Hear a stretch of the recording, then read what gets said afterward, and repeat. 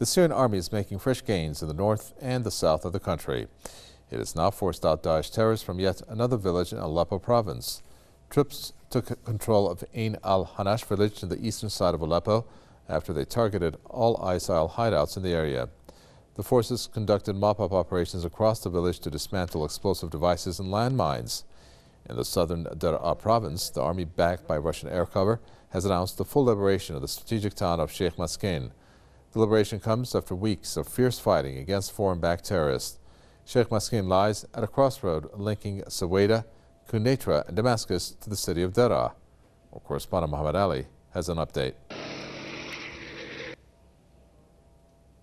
First, the Syrian army targeted the militants in the town, in the northern part of the town, and then started advancing in the eastern part until reaching the vicinity of the town. And then the troops on ground started the clashes with the foreign-backed militants inside. We are now in the square, in the center, the main square of Sheikh Maskin, in the center of the town over here.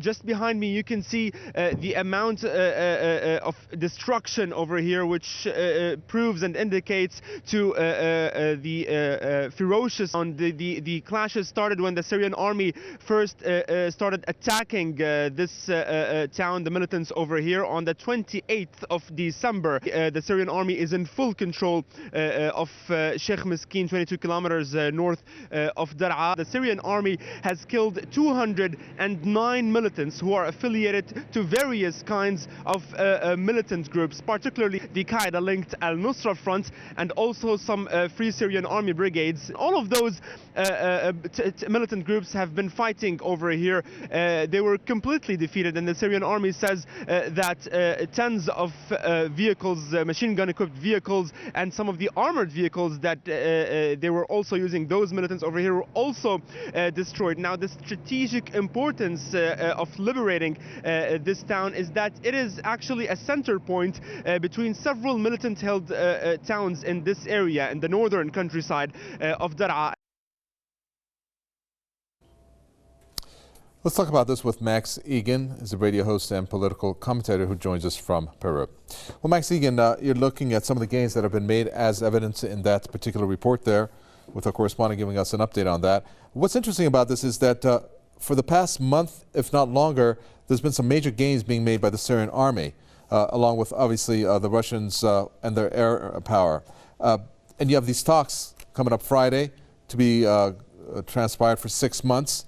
There could be perhaps a gain from both sides, meaning if the Syrian government has an upper hand on these terrorists by flushing them out, then there won't be much to talk about if they're in full control practically of Syria. Well, yeah, that's the thing. And it's interesting to see how quickly they've been able to dispel these terrorists from these areas once they've actually started working together. You know, when you start working with the government, and the government is the one, of course, trying to dispel the terrorists, when you start working with these people and actually work to target the actual terrorists, you actually get some results.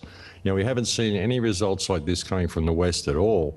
And it should be very, very interesting and very telling to people to see just how quickly the differences are being made once people start cooperating with the Syrian government. I mean, even if the West does have a problem with Assad, the real problem here is these Daesh terrorists that are rampaging across the country, and you need to work in unison with whatever forces are working against the terrorists. The West can't seem to figure this out. They seem to be supporting different factions depending on what political agenda they think serves themselves. So it really does go to show just what a difference it can make with a little bit of cooperation in this matter. Well, since you brought up the topic of cooperation, Russia did come out practically a few months back, and on several occasions when they began their air campaign practically, they invited the U.S. to join in this air campaign to flush out the terrorists. But there was a rejection from the U.S. president on this time and again. Do you think, therefore, that they don't see, the U.S. and some of its allies obviously don't see the Daesh terrorists as a real threat, or they want to use them with their obsession of ousting Assad from power? That's exactly it. They do want to use them to oust Assad from power. They're prepared to use any terrorist organization that serves their agenda. That's the problem with the United States. And look, the whole war that the United States is apparently waging against ISIS or ISIL or whatever they're called this week is a hoax. They're in there supporting them as much as they can. They've been supplying weapons to them for so long now. And it's a group of mercenaries. I mean, how do you even identify who these people are? It's mercenaries that are being paid, all with funding that's coming from Saudi Arabia and Western interests, and it's not anything like what we're being told it is. And you know, the United States doesn't have any intention of wiping these terrorists out. I don't think. All they're interested in doing is destabilising the area and keeping the war going. We've seen an escalation of conflict in the entire area since the United States went in there to free people. And I think the wheels are falling off the system. I think people are seeing it for what it is now.